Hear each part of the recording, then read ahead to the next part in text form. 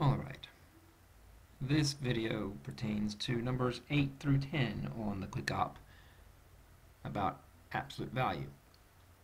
We want to determine which of these statements is true. I suggest that you pause the video and read this statement.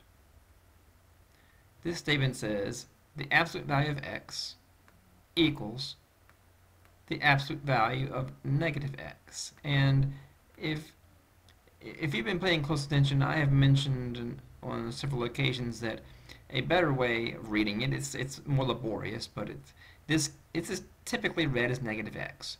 But really, it would be better to be read as the opposite of x. The absolute value of x equals the absolute value of the opposite of x. Because remember, x could be a negative number. So what I'm getting at there is what this statement is actually saying is we're considering x and negative x, which I referred to as the opposite of x. And we need to remember that these are opposites.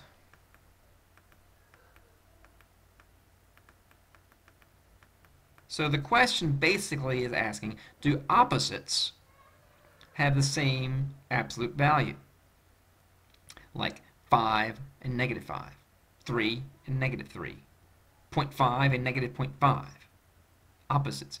Well, that's based on what does absolute value mean. Remember, absolute value is how far something is from 0. So opposites, like 5 and negative 5, 5 and negative 5, negative 13 and 13. These are opposites. 2/3 and negative 2/3.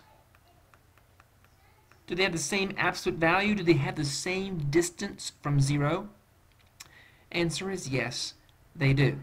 So this statement is true, absolutely true. Opposites do have the same absolute value. Now let's look at this one. Pause the video and read this guy. Okay, this says the absolute value of x is greater than 0. So, is this true no matter what x is? Is it always a true statement implies that means it's always true. So is this a true statement? Unless we can find a number that x could be where it's not true, it would be always true. Over here, we determine no matter what we put in place of x, this will be true. This statement will always be true. This, however, in other words, every number is a solution to this equation. You could say it that way. Every number is a solution to this equation. Is every number a solution to this inequality? Is this inequality always true? Well, what about x equals 0? Is the absolute value of 0 greater than 0? No. The absolute value of 0 equals 0. And 0 is not greater than 0. So this would be 0 is a number that is not a solution. So not every number is a solution to this inequality. So this inequality is not always true for any value of x. So the answer there is a big no. This guy is not always true. The absolute value of a number is not always positive. This statement is saying the absolute value of any number, the absolute value of a number is positive. It's not always true. All right.